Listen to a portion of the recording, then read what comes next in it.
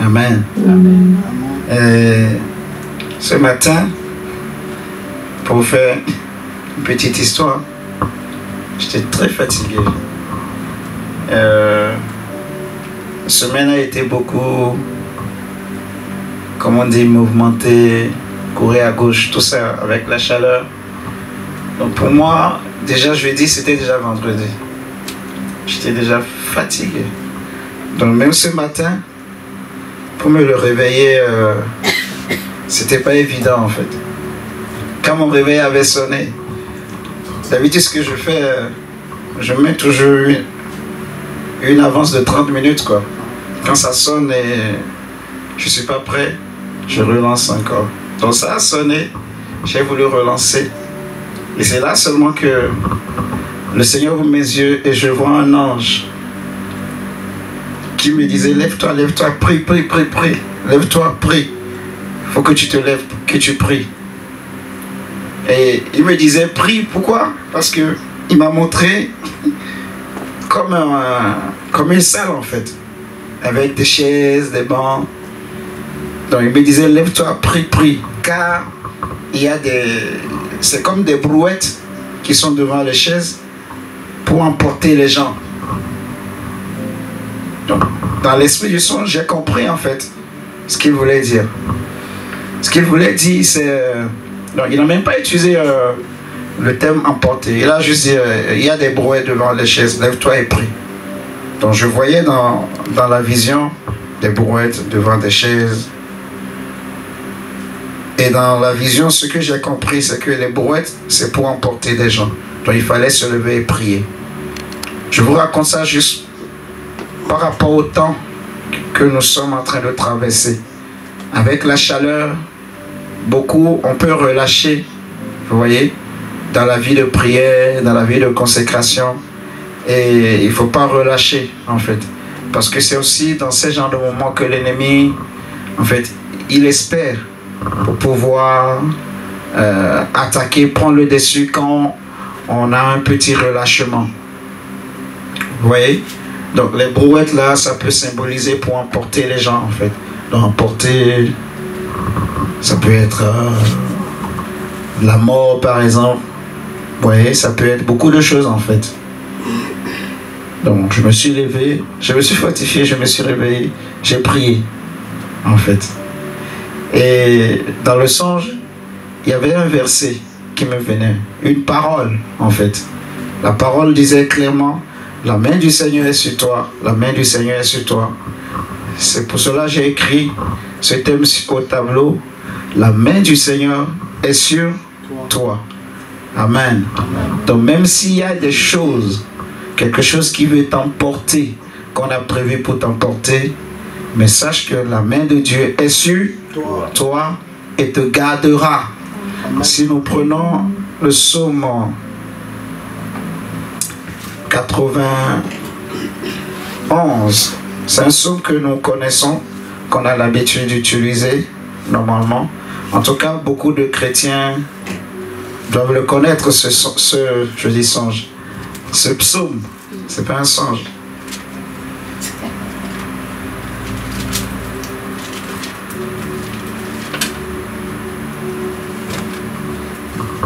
Le psaume 91.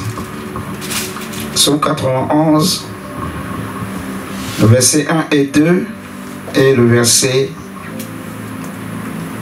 11 à 14. Verset 1 et 2, 11 à 14. Psaume 91.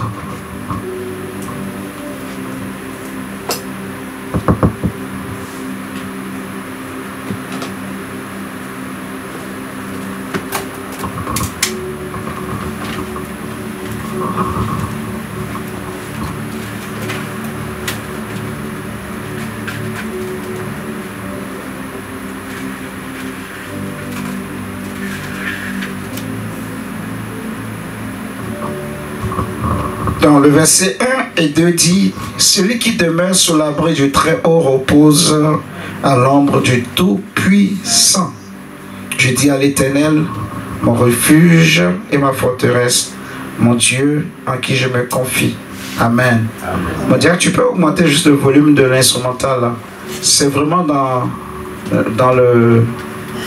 l'application qui joue l'instrumental là. Le volume qui est vraiment dedans quoi. Ce n'est pas le volume de l'ordi. C'est beaucoup, baisse un peu, s'il te plaît. Ouais, c'est bon.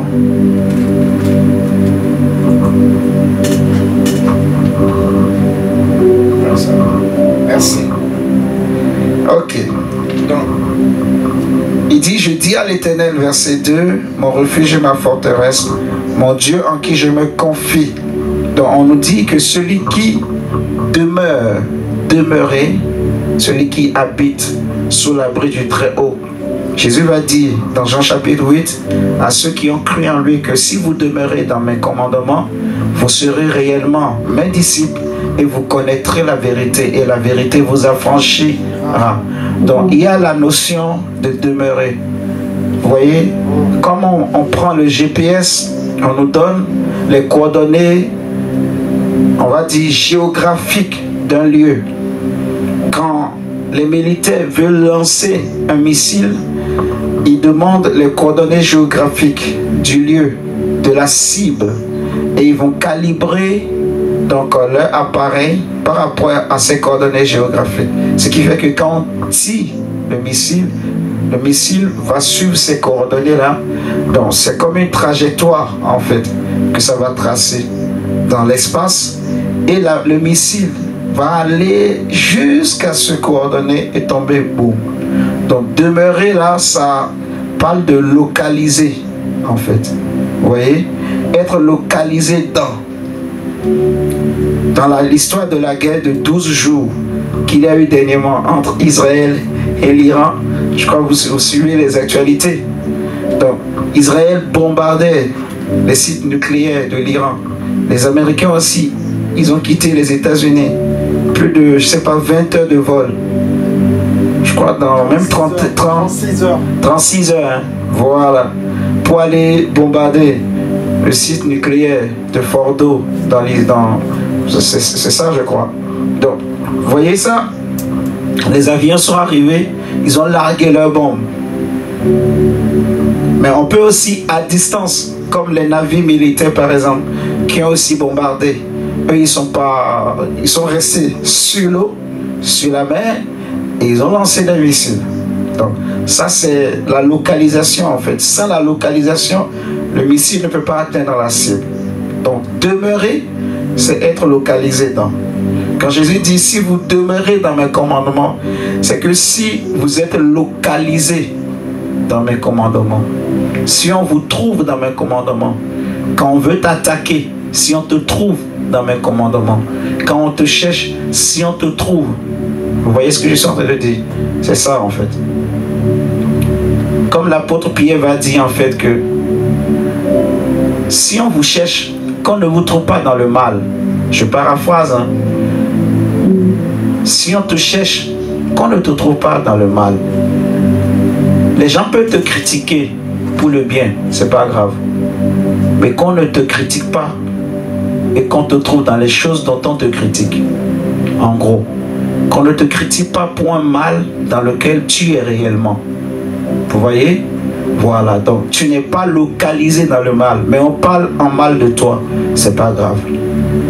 Ça devient grave si on parle en mal de toi et tu es vraiment dans ce mal. Là, ça veut dire que tu es localisé dans le mal. Tes coordonnées géographiques, spirituellement, sont dans le mal. Amen. Et nous voulons que nos coordonnées soient où? En Jésus. Donc on dit celui qui demeure sous l'abri du Très-Haut. Dit je suis localisé en Christ. Je suis localisé en Christ. J'ai mes coordonnées YZ sont en Jésus. J'ai mes coordonnées YZ. Amen. Amen. Alléluia. Ah ouais. Nous sommes coordonnés en Jésus. Nous sommes localisés en Jésus. Amen.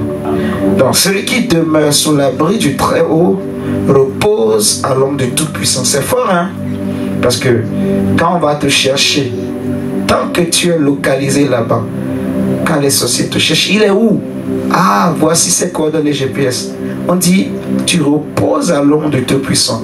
Cela veut dire que quand on va lancer les missiles, ça ne peut pas t'atteindre à cause de ta localisation. Tant que tu es là, ça ne t'atteindra pas.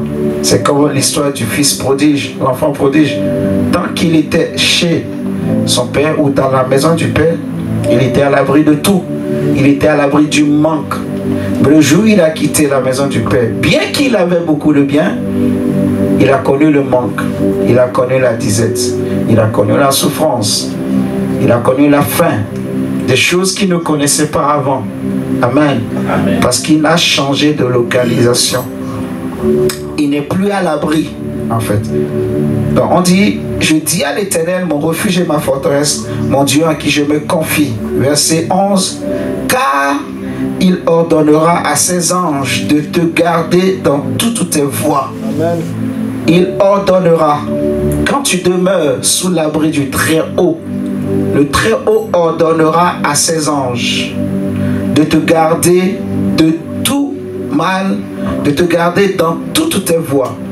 Vous voyez, le diable a voulu utiliser ce verset pour attaquer Jésus dans Matthieu chapitre 4, verset 4, la tentation au désert. Il dit, ils te porteront, verset 12, sur leurs mains, de peur que ton pied ne heurte contre une pierre. Tu marcheras sur le lion et sur l'aspic. Tu fouleras le lionceau et le dragon. Puisqu'il m'aime, je le délivrerai, je le protégerai, puisqu'il connaît mon nom. Et c'est ce que Jésus lui-même va dire. Je vous ai donné le pouvoir de marcher sur les serpents, les scorpions et sur toute puissance de l'ennemi. Et rien ne pourra vous nuire. Ça, c'est le verset 13, en fait, que Jésus a utilisé. Amen. Amen. Donc, le diable a voulu utiliser le verset 11 et 12 pour tenter le Seigneur Jésus dans le désert, en lui demandant, saute dans le vide, tente Dieu. Mais ce qu'il ne savait pas, c'est que Jésus connaissait sa position je peux dire géospirituelle ou géolocalisation spirituelle. Jésus connaissait. Tant que je demeure dans la présence de Dieu, tant que je demeure sous l'abri du Très-Haut, le diable ne pourra pas m'atteindre. Donc ce que le diable voulait, finalement, quand il disait à Jésus, saute, qu'est-ce qu'il voulait que Jésus fasse? Que Jésus quitte la présence de Dieu, la position, la localisation où il était protégé. Parce qu'en sautant, Jésus va tenter Dieu. En tentant Dieu, il n'est plus sous l'abri du Très-Haut. Il deviendra alors exposé et il pourra être atteint. C'est tout ce que le diable voulait, en fait. Donc je prie pour quelqu'un ce soir, que peu importe les tentatives de nos ennemis ou de tes ennemis pour te faire sortir de la grâce que le Seigneur a mis sur toi, que cela ne puisse pas t'atteindre au nom de Jésus. Amen. Que le Seigneur à chaque fois te donne de discerner. Amen. Et de demeurer dans la position que Dieu t'a donnée. Amen. Amen. Que tu gardes ta localisation, que tu gardes ta position en Christ, que tu gardes ta position dans le Seigneur au nom de Jésus-Christ. Parce que là, c'est là que Dieu donne des ordres aux anges pour te garder. C'est le lieu où tu es localisé, que Dieu veut que tu sois. C'est là que les anges de protection pour toi se trouvent. Alléluia. Les anges qui doivent te garder, te protéger, ne se trouvent pas ailleurs. Ils se trouvent dans le lieu où Dieu te voit, où Dieu t'a localisé, où Dieu te positionne. Alléluia. Et c'est le lieu de ta grâce. Vous voyez, vous connaissez l'histoire de Naomi, où la Bible dit qu'il y avait eu une petite famine en Israël, et le mari de Naomi a pris ses deux enfants et sa femme Naomi. Ils sont partis dans un pays étranger, chez un peuple qui était maudit. Amen. Amen. Vous voyez, ils ont quitté un pays béni pour un pays maudit. Pourquoi? À cause de la famine. C'était une erreur. Parce que ce n'était pas la volonté de Dieu. La preuve, quand ils sont arrivés là-bas, ils ont tout perdu. Et les 2 enfants sont morts. Le mari est mort en premier. Naomi est devenue veuve. Vous voyez? Et le pays qu'ils ont quitté, parce qu'il y avait une petite famine, ils vont entendre, ou elles vont entendre, que le Seigneur a visité Israël. Vous voyez? Donc, comme c'est Israël, c'est le lieu que Dieu a choisi, même s'il y a une sécheresse, Dieu va toujours arroser. Amen, amen. Dieu visitera toujours. Vous voyez? Parce que Naomi a quitté, elle a tout perdu, en fait. Les anges de ta protection se trouvent dans ta position comment on va dire ça? Géospirituelle. Amen. On ne va pas dire géopolitique, non. Non. C'est géospirituel. Tu as des coordonnées spirituelles en Christ. Dis-moi, je suis localisé en Jésus. Amen. Ouais, nous sommes localisés en Jésus. C'est la grâce que nous avons en Christ. On n'a rien payé. C'est gratuit. Amen. Il nous a aimés tels que nous sommes avant la fondation du monde, malgré nos défauts, malgré nos fautes et nos erreurs. Comme on parlait jeudi, je crois, ou non, mardi passé, en fait, il nous a sanctifiés et il nous a rendus parfaits. C'est fort, hein? Mais est-ce que toi, tu penses vraiment que tu es parfait? Oui, parce que tu es parfait en Christ. Dieu ne fait rien d'imparfait. David dit, je te loue de ce que tu m'as créé, une créature belle, parfaite, merveilleuse, magnifique. Amen. Et l'œuvre de la rédemption, de la délivrance que Jésus a accomplie, c'est une œuvre complète et totale. Il n'y a rien à ajouter. Aucun autre homme ne peut venir faire un autre sacrifice pour dire que non, le sacrifice de Jésus n'est pas terminé. C'est pour dire qu'il n'y a pas un autre prophète qui viendra après Jésus. Amen. Il est le dernier et le seul et l'unique. Alléluia. Il est le véritable. Il est le chemin, la vérité et la vie. Et nul ne peut aller au Père sans passer par lui. Il n'y a pas de salut en dehors de Jésus. Il n'y a pas de grâce en dehors de Jésus. Il n'y a pas de vie en dehors de Jésus. Il n'y a pas de délivrance en dehors de Jésus. Jésus est costaud. Est-ce que Jésus est costaud? Amen. Il est costaud. Il est musclé. Il est puissant. Jésus. Il a tout supporté. Il est grand. Il est géant. Il est fort. Il est plus grand que Michael. Que dirais-je encore? Il est plus grand que Gabriel, que Moïse. Il est plus grand que Daniel. Il est plus grand que Salomon. Il est plus grand que David et Abraham. Il est Seigneur des seigneurs et Roi des rois. Amen. Il est le Dieu tout-puissant. Il est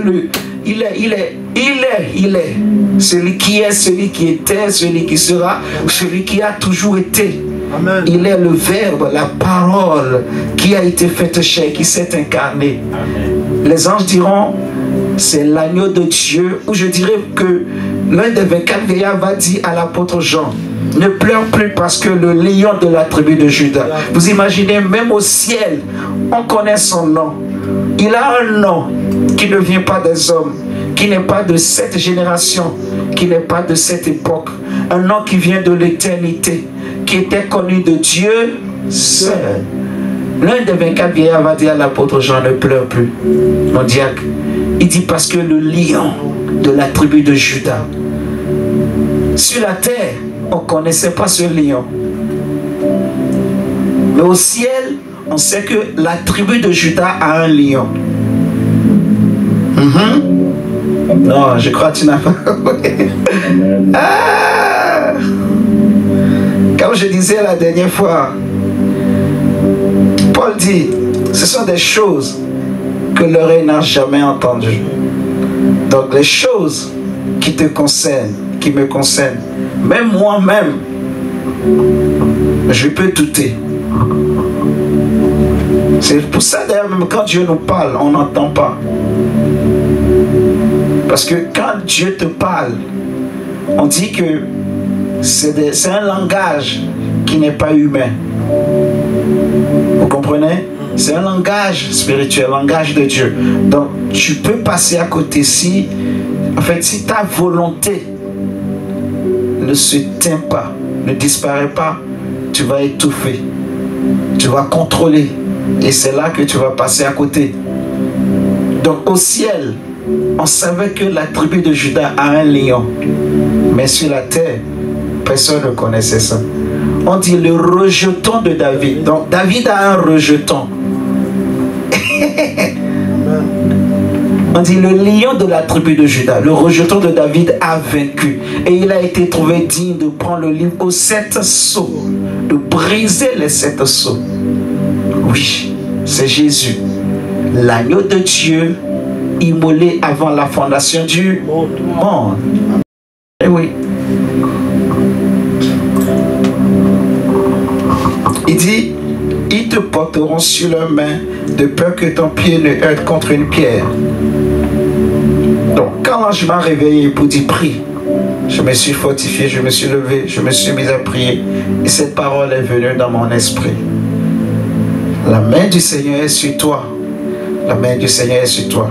La main de Dieu est sur moi. Pourquoi? Parce que je demeure dans le lieu où Dieu veut que je sois. Et quand je demeure dans le lieu où Dieu veut que je sois, il me portera. Dans mon esprit, même pour me lever du lit, quand j'ai eu la vision, déjà sur mon lit, j'ai prié.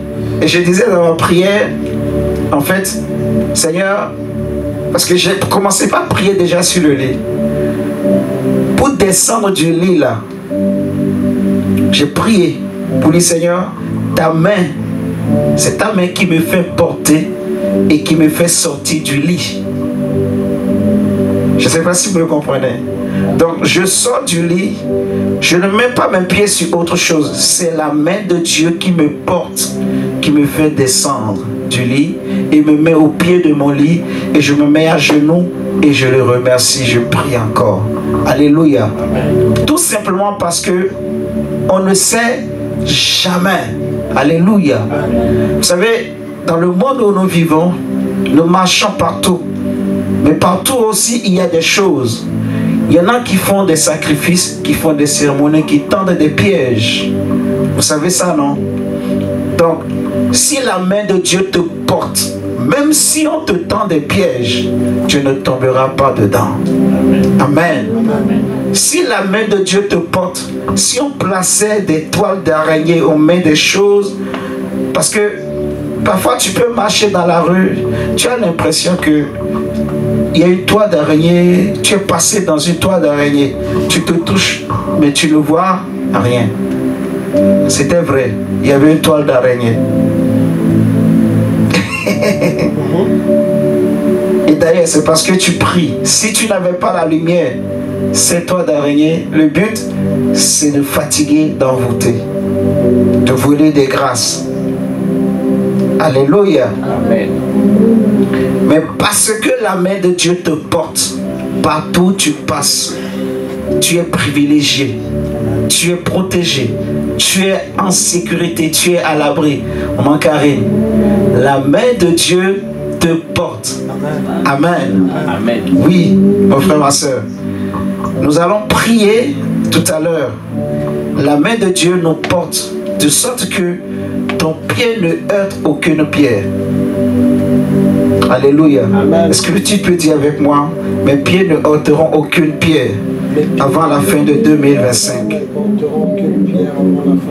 Mes pieds ne heurteront aucune pierre avant la fin de 2025. Ah, Charababa, dis-le fort. Mes pieds ne heurteront aucune pierre avant la fin de 2025. Dis Seigneur, j'implore ta grâce pour ma famille. Aya, Shakatata. J'implore ta grâce pour mes parents, mes frères et sœurs. personne, Seigneur, ne trébuchera, oh Dieu, dans ma famille. Est-ce que tu peux élever la voix et prier le Seigneur pour dire à cause de ta grâce, à cause de ta main, Seigneur, tu porteras ma famille, tu porteras mes frères et sœurs, tu porteras les membres de ma famille, Jésus, par ta main puissante, et aucune personne, Seigneur, ne heurtera une pierre. Personne dans ma famille ne trébuchera avant la fin de 2025. Personne ne trébuchera sur une pierre de l'ennemi. Personne ne trébuchera sur un obstacle, sur un piège quelconque. Personne, ni les enfants, ni mon mari, ni ma femme, ni mon frère, ni ma soeur, ni mon petit frère, ni ma grande soeur, ni mes beaux-frères, ni mes neveux, ni mes nièces, ni mes belles-sœurs. Oh Dieu, je le crois. David a dit pour cela, je ne mourrai point et je vivrai et je raconterai les œuvres de l'Éternel. Je te laisse quelques minutes. Prophétise. La main de Dieu te garde et te porte et protège ta famille. Personne ne heurtera aucune pièce cette année. Avant la fin de 2025, prie que la grâce de Dieu, qu'elle couvre. La main de Dieu est sur toi. La main de Dieu est sur ta vie et sur ta famille. Au nom de Jésus, te dit le Seigneur, personne ne trébuchera. Personne ne trébuchera. Tes pieds ne heurteront aucune pierre. Au nom de Jésus. Les anges de Dieu qui te gardent sont dans le lieu que Dieu a préparé pour toi. Et ils te garderont au nom de Jésus.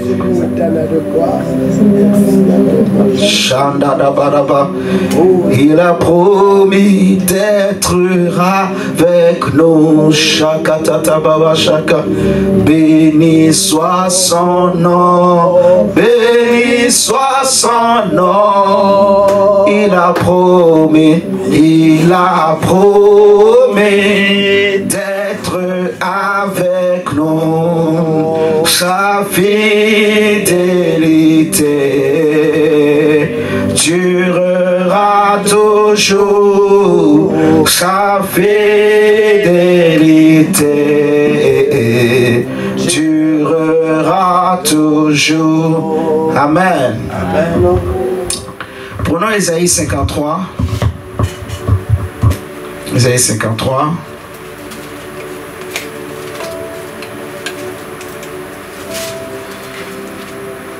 Verset 1. Il est dit ceci. Qui a cru à ce qui nous était annoncé? Qui a reconnu le bras de l'Éternel?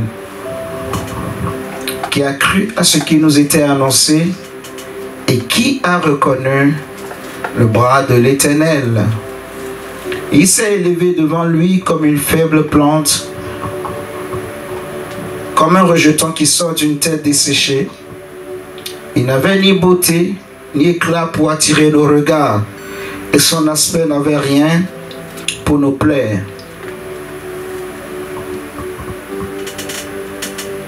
Il y a des piles en haut là, mais ce n'est pas des piles rechargeables.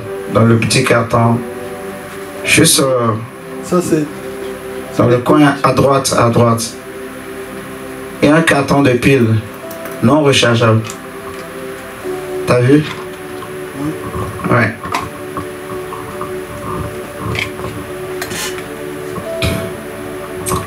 Donc, on nous dit, qui a cru à ce qui nous était annoncé et qui a reconnu le bras de l'Éternel? Le bras de l'Éternel. Qui a reconnu le bras de l'Éternel? Alléluia. C'est quoi la main de Dieu? C'est quoi le bras de l'Éternel? Alléluia. Amen. Qui a cru à ce qui nous a été dit? Qui a reconnu le bras de Dieu? Qui a reconnu le bras de Dieu? On nous dit, il s'est élevé comme une faible plante, comme un rejeton qui sort d'une terre desséchée. Et il n'avait ni beauté ni éclat pour attirer le regard. Et son aspect n'avait rien pour nous plaire. Amen, amen. Amen. Le bras de Dieu. C'est quoi le bras de Dieu? C'est quoi la main de l'Éternel dans nos vies, dans ma vie, dans ta vie? Alléluia. Amen. Le bras de l'Éternel. Le bras de l'Éternel. La main de Dieu. Est-ce que Dieu a une main? Alléluia. Amen. Est-ce que Dieu a une main? Le prophète Ésaïe va dire dans Ésaïe 59, verset 1, il va nous aider en disant non, la main de l'Éternel n'est pas trop courte pour sauver, ni son oreille trop dure pour entendre. Mais ce sont vos crimes qui mettent une séparation entre vous et votre Dieu. Ce sont vos péchés qui vous cachent sa face et l'empêchent de vous écouter. Donc on dit la main de l'Éternel n'est pas trop courte pour sauver, ni son oreille trop dure pour entendre. Donc le bras de Dieu existe. Et on nous précise ici que son bras n'est pas court. Peu importe le lieu où l'homme peut se trouver, le bras de Dieu peut l'atteindre. La main de Dieu peut l'atteindre. Amen, amen. Amen. La main de Dieu est capable de te toucher ce soir. La main de Dieu est capable de changer quelque chose. La main de Dieu est capable de te secourir ce soir. Alléluia. Amen. On dit que qui a cru à ce qui nous a été dit, qui a cru à ce qui nous a été annoncé, qui a reconnu la main de Dieu. Amen. Amen. Elle est capable de te toucher. Mais est-ce que tu peux croire? Est-ce que tu peux être sensible? Est-ce que tu peux être disposé ce soir? Amen. Amen. Je bénis Dieu parce que c'est la nuit. Donc tu dois lutter. Amen. Amen. Je bénis Dieu aussi. Il ne fait pas très chaud dans la salle. Hein. Tu es d'accord, mon Dieu? Ça va quand même. Voilà. Donc, le Seigneur nous donne un bon climat. On va travailler avec le Saint-Esprit dans la simplicité, dans la douceur, mais avec la puissance du Saint-Esprit, la grâce de Dieu. Amen, amen. Amen. Et Dieu va nous faire du bien cette nuit. Je sens la grâce de Dieu. Amen.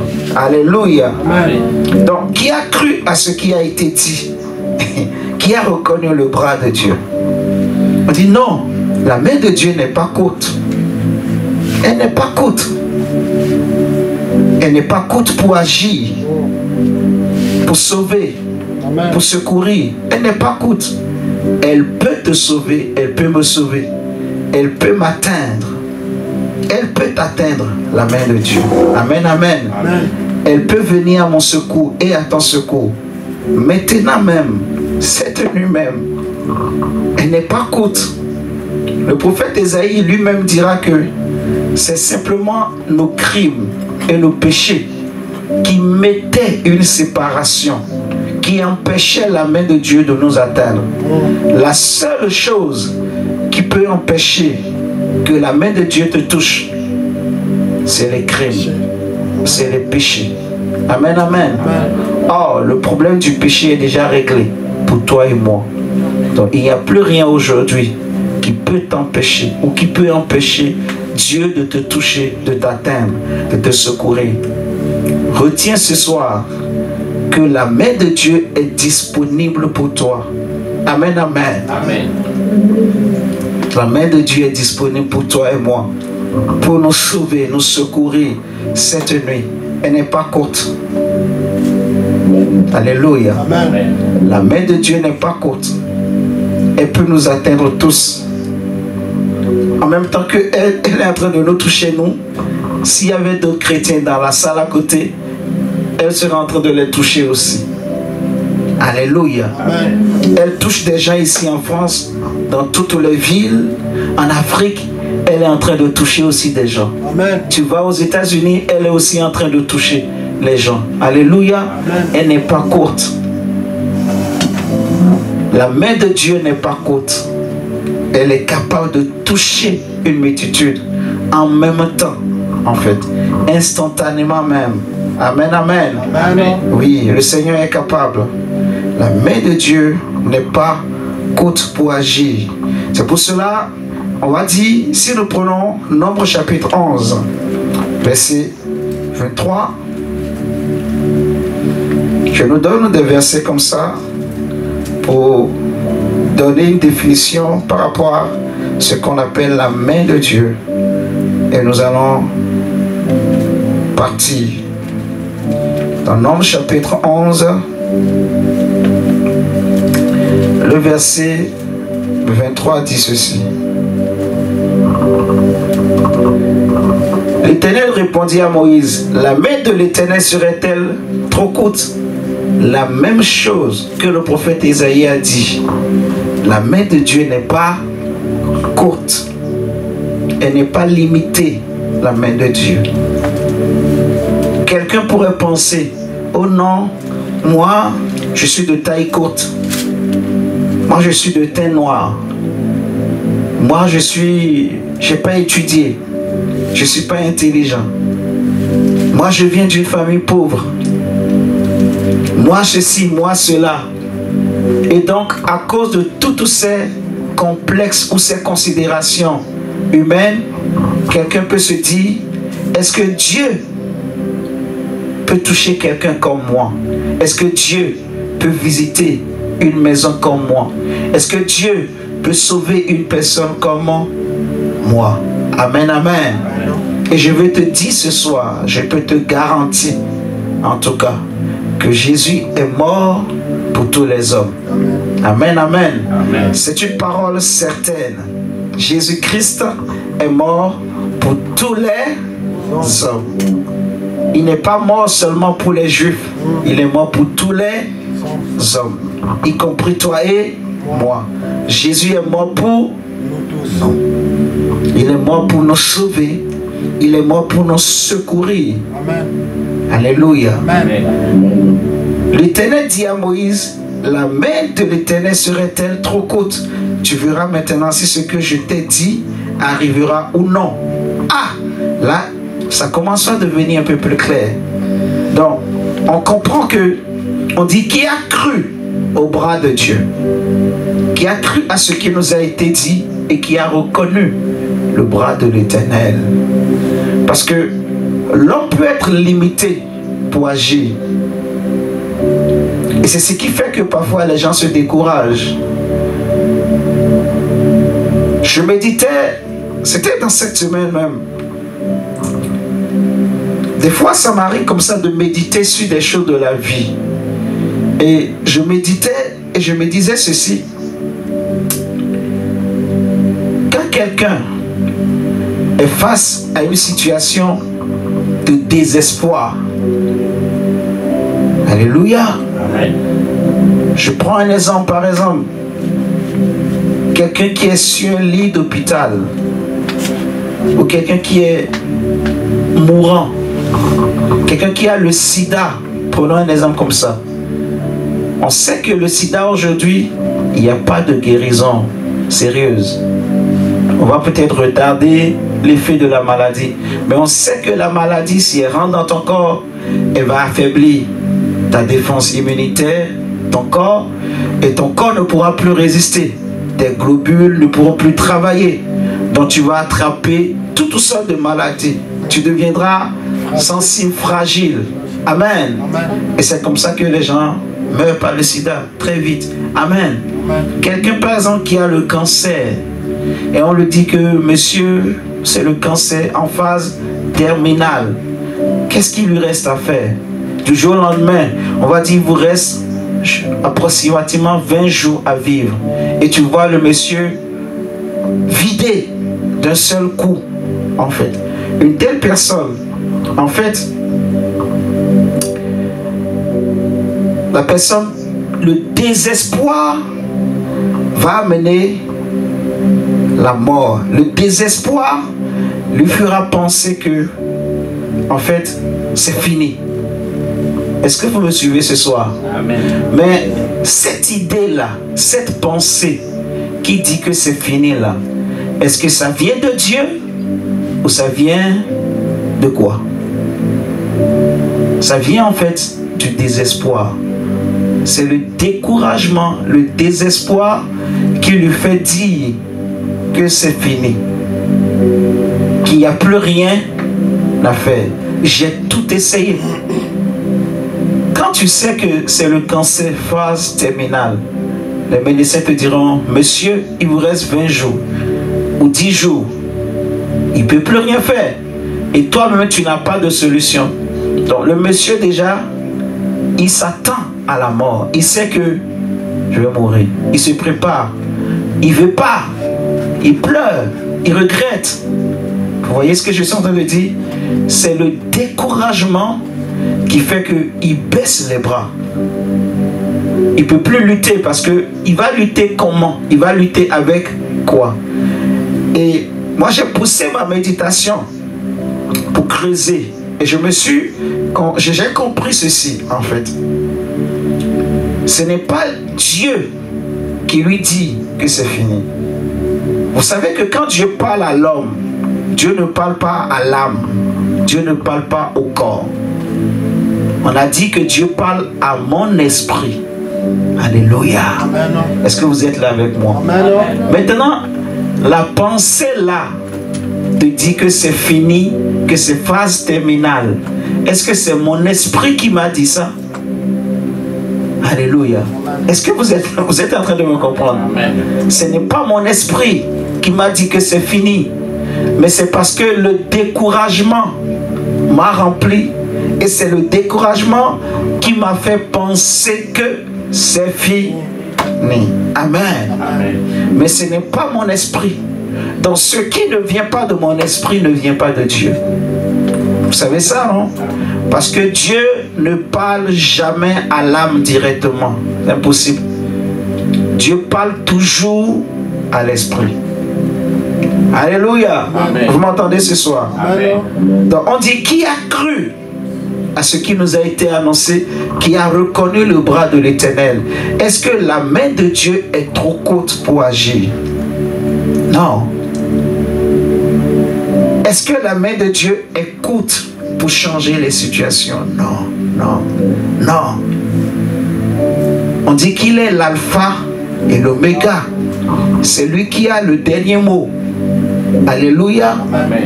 C'est la volonté de l'Éternel qui s'accomplira toujours dans la vie des hommes. Alléluia. L'homme peut faire des projets, l'homme peut faire des plannings, mais celui qui a le dernier mot, c'est Dieu. C'est l'Éternel des armées. Amen. Si les médecins disent qu'il te reste 20 jours, il te reste 10 jours, mais si Dieu dit, comme il avait dit à Ézéchias, je t'ajoute encore 15 années, qu'est-ce que les médecins pourront dire? Rien. Ils vont dire, monsieur, on ne comprend pas votre cas. En fait, c'est incompréhensible, ça dépasse le pronostic, tout simplement. Vous voyez? Et donc, c'est comme ça qu'il y a des histoires de personnes qui se retrouvent sur des lits d'hôpital, en phase terminale, en train de mourir, sachant qu'il lui reste 20 jours. La seule chose qu'il a demandé, c'est la Bible. Parce qu'il sait qu'il me reste 20 jours, je n'ai plus rien à perdre. Il demande une Bible, on lui donne une Bible. Et il commence par méditer réellement sa Bible. Et c'est en méditant réellement sa Bible qu'il va découvrir maintenant ce que Dieu a dit. Non, je pense que tu ne m'as pas encore bien compris. Donc, pendant des années et des mois, il a entendu ce que le monde a dit, les médecins ont dit, et ce que le découragement et le désespoir, la peur ont dit. Et il a écouté ça. Il a accepté sa condition et sa situation. Mais il savait que Dieu existe. Comme il sait qu'il lui reste 20 jours sur le lit d'hôpital, dans l'hôpital, il a demandé une Bible. C'est une histoire vraie hein, que je vous raconte. C'est comme ça que l'homme de Dieu demande une Bible. On lui donne une Bible. Et il commence à méditer. Avec 20 jours. de vie qui lui reste. Il médite pendant 20 jours. On va dire vers le 10e jour par là, il a compris. Il tombe dans Marc chapitre 11, où Jésus dit que, je vous dis, que si vous avez de la foi, vous diriez à cette montagne, ôte-toi de là, et elle vous obéira. Si vous dites à cette montagne, ôte-toi de là, et que vous ne doutez pas dans votre cœur, elle vous obéira. Il découvre qu'il est dit que par ces meurtrissures, tu as été guéri. Maintenant, mon frère, en fait, tu vois cette parole, tous les jours, on le répète à l'église et il entendait. Mais ça ne lui parlait pas. Il écoutait seulement, je dirais, mais il n'entendait pas. Il écoutait avec ses oreilles, son corps, mais son esprit n'a jamais entendu ça. Est-ce que vous êtes là avec moi cette nuit? Mais sur le lit d'hôpital, après 10 jours environ, son esprit entend cette parole que il a payé. On dit qui a cru, qui a reconnu. Dans le chapitre 53 d'Ésaïe, qui a reconnu le bras de l'Éternel. On dit, il s'est élevé comme une faible plante. Et pourtant, bien qu'il n'avait ni beauté ni éclat pour plaire aux hommes, on dit que ce sont nos péchés qu'il a portés. C'est de nos fautes qu'il s'est chargé et que le châtiment qui nous donne la paix. Alléluia. Amen. Ah, que Dieu punisse sévèrement le diable. Parce qu'il n'aime pas la vérité. Il n'aime pas la lumière. Il n'aime pas que les enfants de Dieu soient sauvés. Que Dieu le frappe au nom de Jésus. Mon frère, on dit, le châtiment qui nous donne la paix était tombé sur lui. Et que c'est par ces meurtrissures que nous sommes guéris. Donc, quand cet homme sur le lit d'hôpital donc a entendu ça dans son esprit, il a entendu ceci, que je suis guéri. Il a entendu dans son esprit, je suis guéri. Je ne suis plus malade. Qu'est-ce que je fais ici? Je suis guéri. La même nuit, il fait un songe. Et quelqu'un lui dit, le lendemain, sors. C'était un homme qui était sur le lit, qui ne pouvait plus marcher, qui ne pouvait plus se lever. Écoutez-moi très bien. Quand il a entendu dans son esprit, tu es guéri. Tu es guéri pourquoi? Parce que par ces meurtrissures, nous sommes guéris. Et donc, dans son esprit, il a entendu, tu es donc guéri. Tu n'es pas malade. Il dit, mais oui, je suis guéri. Mais il était toujours allongé, couché sur son lit, comme un homme en train de mourir. Mais dans son esprit, en méditant, il a réalisé, en fait. C'est ça entendre dans son esprit. Il a réalisé, comme j'insiste souvent ces derniers temps, sur la parole de Dieu. Il a réalisé que par ces meurtrissures, je suis guéri. Est-ce que tu entends? Quand lui l'a entendu, la même nuit, il a fait un songe. Et on lui dit, le lendemain, sors. La rue là, qui est derrière, qui est devant l'hôpital ou derrière l'hôpital, va là-bas. Il y a quelqu'un là-bas qui t'attend, qui va te donner quelque chose. Un cadeau de la part de Dieu. Maintenant, ça fait 2 mois qu'il n'a jamais marché. Donc, le lendemain matin, lui aussi il se lève, il se met à marcher. Suivez-moi très bien. Maintenant, les gens sont étonnés. Mais lui, mais il ne sait même pas qu'il est en train de marcher. Il se lève. On dit, mais je prends un nom, exemple, un nom comme ça, Jean-Pierre. Mais Jean-Pierre, tu marches, tu vas où? Il dit, oh non, Dieu m'a dit, Dieu m'a donné rendez-vous devant l'hôpital. Je veux au rendez-vous. Il sort, il va devant l'hôpital. Il ne sait pas ce qu'il attend. Dès qu'il arrive devant l'hôpital, une voiture noire, en fait, vitre teintée quoi, c'est ça. Tu ne peux pas voir celui qui est à l'intérieur. La voiture vient se garer là. La vitre elle baisse. On lui dit, c'est toi Jean-Pierre? Il dit oui. On dit approche. Il s'approche, on lui donne une Bible. On lui dit c'est le cadeau de Dieu. Et la voiture est partie. Aujourd'hui, cet homme dont je vous parle est un grand homme de Dieu. Dans le monde, un grand homme de Dieu. Mais qui était sur le lit d'hôpital, en train de mourir. Qui pouvait croire que lui allait sortir de là?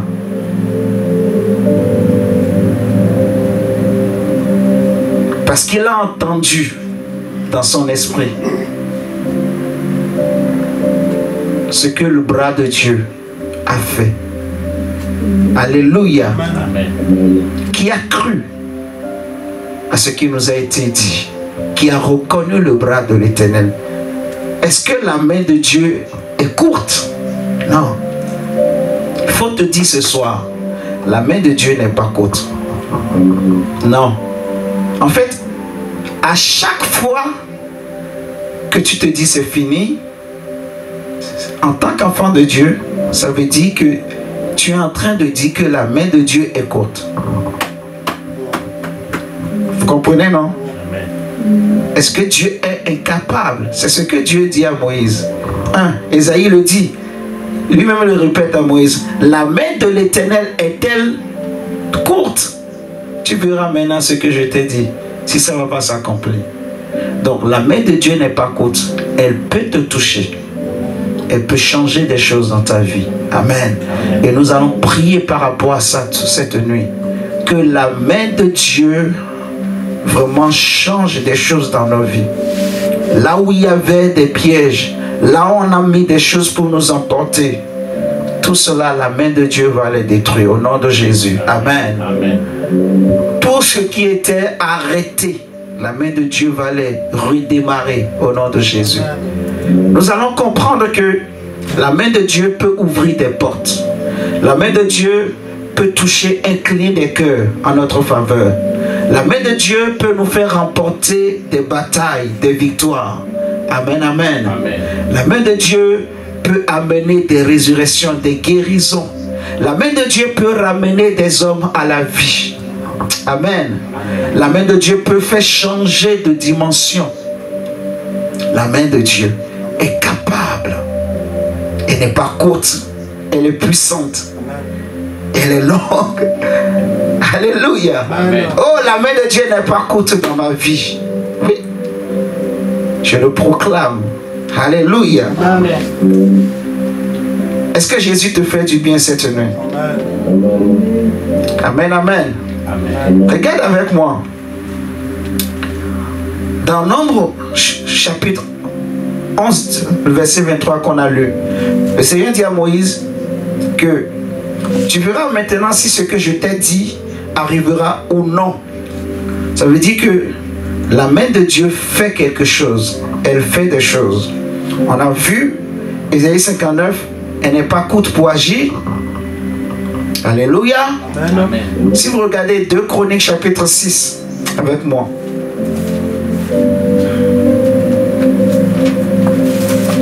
Il est le même. Il est le même. Hier, aujourd'hui.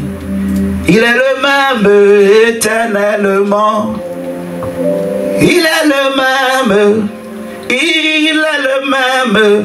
Hier, aujourd'hui. Belle chorale. Amen. Amen. Est-ce que tu peux acclamer cette belle chorale? Acclame Jésus pour notre chorale. Amen. Il y a des ténors, il y a des sopranos, il y a des altos. Alléluia. C'est très beau. Alléluia. Il y a des basses, il y a de tout dans notre chorale. Et il y a les anges aussi qui chantent. Ah, c'est merveilleux. Quand l'onction de Dieu agit, quand la vie de Dieu coule, quand le vent de Dieu souffle. Nous allons continuer ce que nous partageons. Je disais, nous allons prendre 2 Chroniques 6, le verset 15. La parole de Dieu dit, 2 Chroniques chapitre 6, au verset 15, ceci.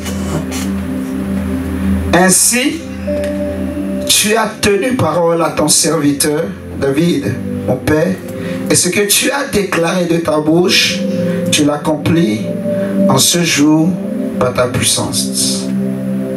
Ce que tu as déclaré de ta bouche, tu l'as accompli en ce jour par ta puissance. En fait, on traduit dans d'autres versions que ce que ta bouche a déclaré à David, ta main puissante l'a accompli.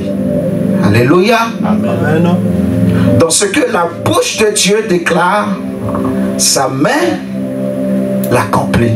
Alléluia. Amen. Sa main n'est pas courte pour accomplir. Elle n'est pas faible. Non. L'homme peut manquer de force. Alléluia. L'homme peut devenir faible.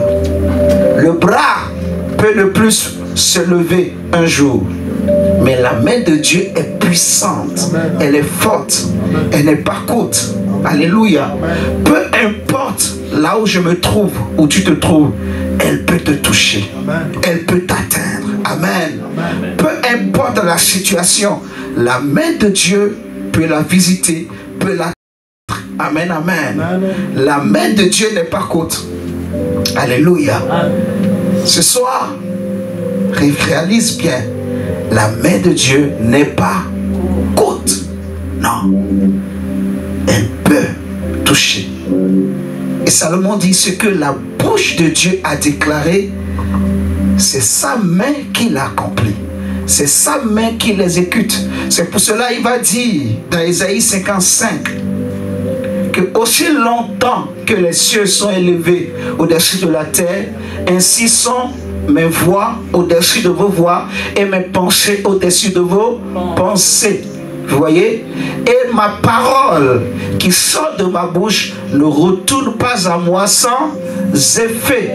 De la même manière que la pluie tombe et arrose la terre et fait germer la semence, il dit ma parole aussi qui sort de ma bouche ne retourne pas à moi sans effet, sans avoir accompli, exécuté mes desseins.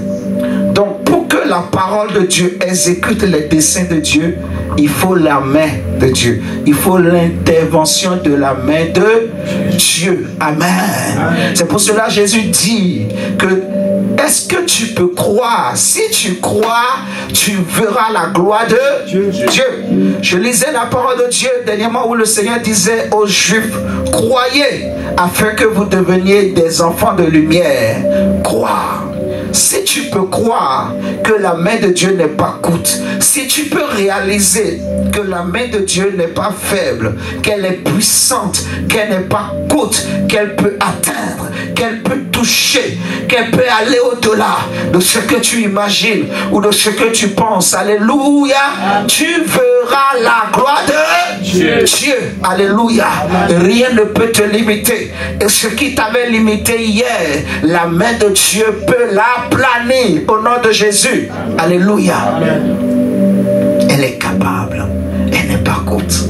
Ce que la bouche de Dieu dit, la main de Dieu l'accomplit. Amen.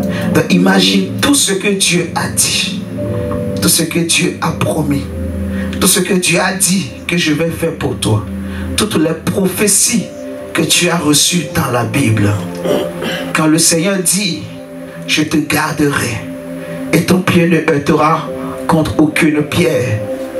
Quand il dit, je te garderai de tout mal, quand il dit, je te délivrerai de la main des méchants, alléluia. Quand il dit, j'ouvre devant toi une porte que nul ne peut fermer. Regarde toutes ces prophéties. Quand il parle, le Seigneur parle. Il a parlé. Amen, amen. Amen. Et la Bible dit que ces choses ont été écrites pour nous. c'est pour notre héritage. Alléluia. Amen. La main de Dieu existe et elle est puissante et elle est sur toi. Alléluia. Amen. Elle est sur ta vie. La main de Dieu, elle est dans ta vie. La main de Dieu. Quand je prends Ésaïe 62, mon frère, regarde avec moi Ésaïe 62. Ésaïe 62. Tout puissant, tu es l'agneau. Ésaïe 62. Verset 1 à 3. Il dit, pour l'amour de Sion, je ne me tairai point. Pour l'amour de Jérusalem, je ne prendrai point de repos jusqu'à ce que son salut paraisse comme l'aurore et sa délivrance comme un flambeau qui s'allume. Alors les nations verront ton salut et tous les rois ta gloire. Il dit, et l'on t'appellera d'un nom nouveau que la bouche de l'Éternel déterminera. Verset 3. Tu seras une couronne éclatante dans la main de l'Éternel, un tuban royal dans la main de ton Dieu. Tu, toi, c'est toi. On dit quoi? Est-ce que vous êtes en train de lire? Tu seras une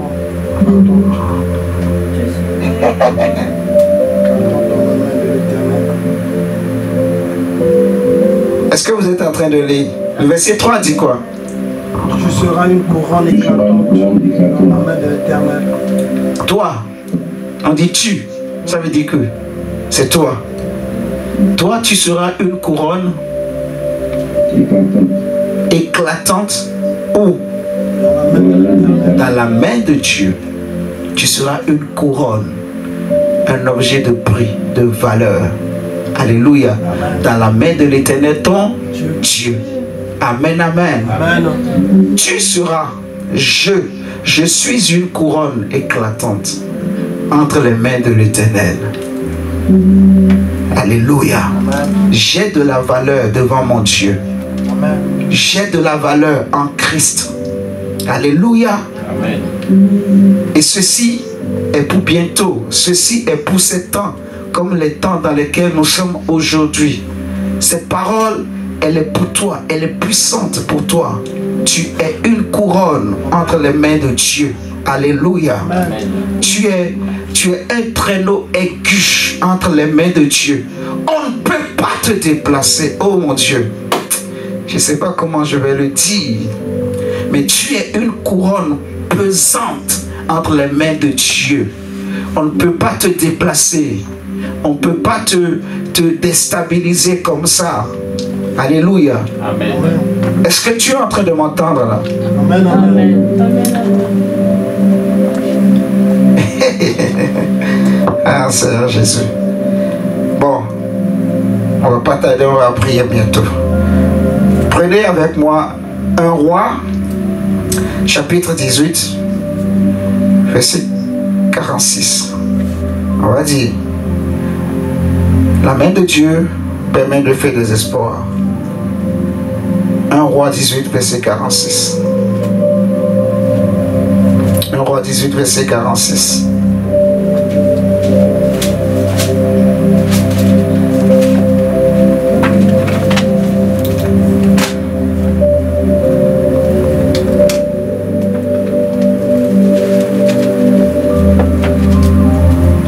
Roi 18, 46 dit, et la main de l'Éternel fut sur Élie, qui se saignait les reins et courut devant Akab jusqu'à l'entrée de Jezreel. Donc la main de Dieu permet de faire des espoirs. Élie ce jour-là a couru plus vite qu'un char, que des chevaux. Alors que normalement, l'homme ne peut pas courir plus vite qu'un cheval, ni même un char.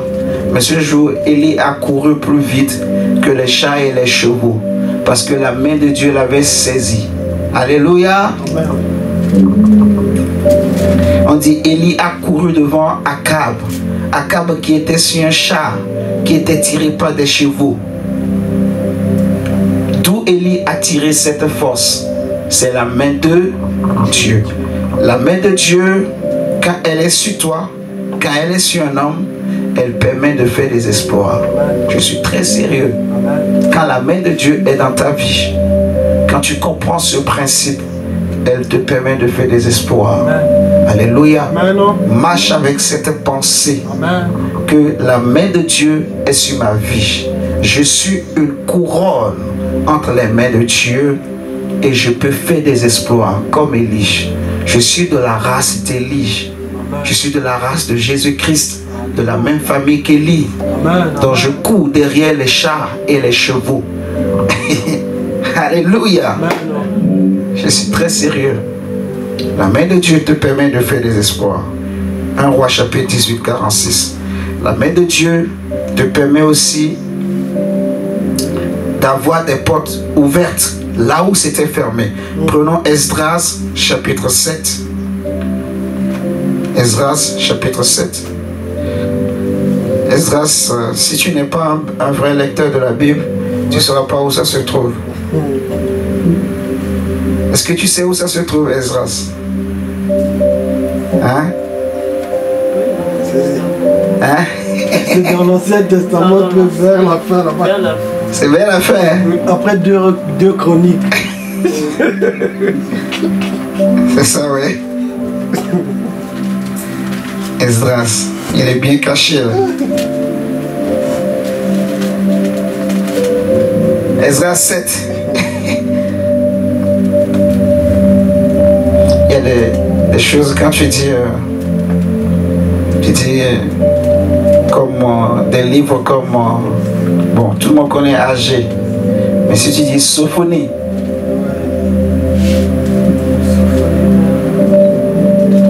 tu connais Sophonie? C'est notre frère, le prophète Sophonie. Il est jeune. Hein? C'est un jeune. Isaïe est jeune. Moïse est jeune. Abraham est jeune. Alléluia. Amen. Ils sont jeunes. David est jeune. Tu sais qu'en Jésus, il n'y a pas de vieillard. En Dieu, il n'y a pas de vieillard. Non, ça n'existe pas. On ne vieillit pas en Dieu. On devient sage. On a des cheveux blancs. C'est tout. Mais on est jeune. Alléluia. Ouais. Donc au ciel, les personnes âgées ont des cheveux blancs. Mais ils sont jeunes. La peau d'un jeune, comme un bébé. Le visage jeune, comme un jeune de 25 ans, de 20 ans. Vigoureux. Hein? Rempli de vigueur. La Bible dit que même à plus de 100 ans, Abraham ou Caleb étaient toujours pleins de vigueur. Jeunes. Parce que l'onction rend jeune. L'onction rajeunit, l'onction renouvelle. Hein? Quand tu demeures sous l'abri du trait, nous parlons des choses tellement délicieuses. Hein? C'est tellement délicieux les choses que nous disons là. Est-ce que vous pouvez imaginer tout ce que nous ratons quand nous prenons nos oreilles et nos yeux pour aller écouter des bêtises, pour nous concentrer sur des futilités, des choses qui peuvent nourrir nos âmes? C'est ça là même. Normalement, ce qui doit nous rendre forts, qui doit nous rassasier, c'est ça là. On nous dit que l'apôtre Paul, toute nuit, il a commencé par prêcher. Il a prêché du matin jusqu'à demain matin. À un moment donné, il y avait un jeune homme qui était fatigué. Il est parti s'asseoir sur une fenêtre. Le signe qui montre qu'il était fatigué, c'est qu'il est parti s'asseoir sur la fenêtre. Parce que souvent, quand tu veux lutter contre le sommeil, tu cherches un peu l'air. Hein? Qui a besoin d'air ce soir, cette nuit? Tu cherches un peu l'air. Amen. Amen. Ouais.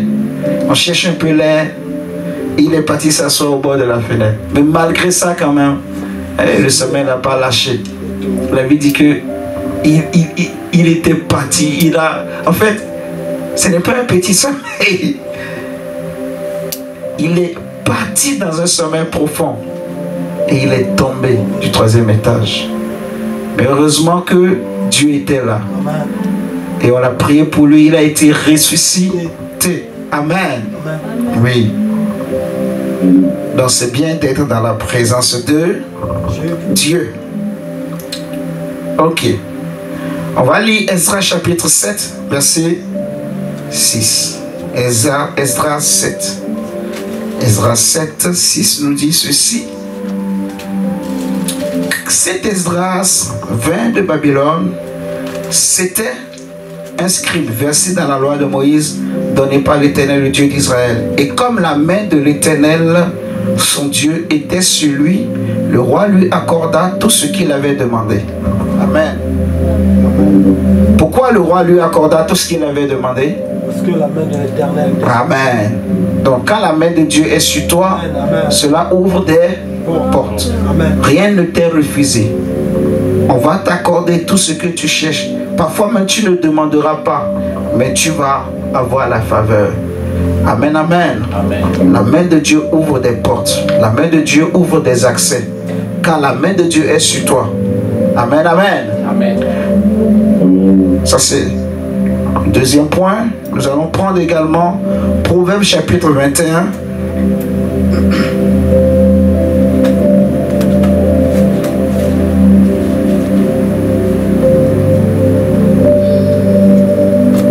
Proverbe 21, verset 1.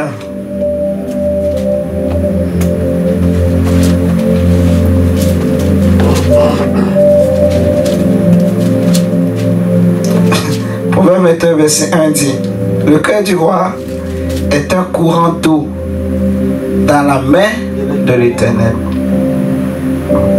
Un courant d'eau dans la main de l'Éternel. Il incline partout où il veut. Le cœur du roi est un courant d'eau entre la main de l'Éternel. Il incline partout où il veut. Le cœur du roi. Donc le cœur du chef. Le roi ici, c'est l'image du chef, du responsable. Alléluia. De l'autorité. N'importe quelle autorité, il a un cœur. Tout homme possède un cœur. Alléluia. Mais le point faible d'un homme, c'est son cœur. Malgré la dureté de Samson, quand Dalila a compris, il faut que je touche son cœur. À force de le mortifié, il a fini par ouvrir son il a fini par ouvrir son cœur. Donc il est costaud. Quand les gens le regardent, ils ont peur. Mais une femme a réussi à le rendre faible. Dalila a réussi à rentrer dans son cœur et à couper même ses cheveux, à trouver son secret, et il est devenu faible. Amen. Pour cela, il est dit: garde ton cœur plus que tout, parce que c'est de lui que viennent les sources de la vie. Le cœur du chef est entre les mains de Dieu. Tout chef a un cœur. Tout homme déjà possède un cœur. Mais tout chef, malgré, même s'il ne sourit pas, le chef là, même s'il ne veut pas te voir, il ne veut pas te sourire, toute autorité, même les présidents, les préfets, les députés, ils ont un cœur. La Bible dit que le cœur de tout chef est comme un courant d'eau entre les mains de Dieu. Il peut le presser, il peut l'incliner où il veut. Amen. Voilà. Donc c'est la troisième chose encore que la main de Dieu peut faire dans nos vies. Nous allons prier. J'aimerais que on chante un peu, on va prier. J'espère qu'on a vraiment bien compris ce qu'on est en train de, ce qu'on a partagé ce soir. Et que malgré peut-être la fatigue, la chaleur, cette période-là, qu'on a bien capté quelque chose. Pour résumer tout ce qu'on a dit dès le début, on avait pris le psaume 91, verset 1 à 2, et le verset 11 à 14. Amen. On avait expliqué que on dit: celui qui demeure sous l'abri du Très-Haut repose à l'ombre du Tout-Puissant. Et que le Seigneur, il a dit, verset 11 à 14, que Voilà, il donnera des ordres à ses anges qui te garderont afin que tes pieds ne heurtent contre aucune pierre. Et pourquoi il va donner des ordres à ses anges? Parce que tu demeures sous l'abri, tu es localisé, tu as des coordonnées géospirituelles, donc tu es localisé dans un lieu. Quand on te cherche, on te trouve dans un lieu. Amen. Amen. Quand on te cherche, il faut qu'on te trouve en Christ. Alléluia. Amen. Et le Seigneur dit, je te garderai. Ensuite, on a expliqué c'est quoi la main de l'Éternel. On dit, qui a cru, qui a reconnu la main de Dieu. Ça veut dire, il est nécessaire de le reconnaître, de savoir c'est quoi la main de Dieu. Ce qui caractérise la main de Dieu, c'est qu'elle n'est pas limitée, elle n'est pas courte. Donc elle n'est pas limitée. Alléluia. Amen. Elle n'est pas limitée, elle peut atteindre n'importe qui, n'importe quoi. Elle peut agir, elle agit, elle est puissante. Ce que la bouche de Dieu dit, la main de Dieu accomplit. Cela veut dire quoi? Que les promesses de Dieu, la main de Dieu les accomplit. Amen, amen. Amen.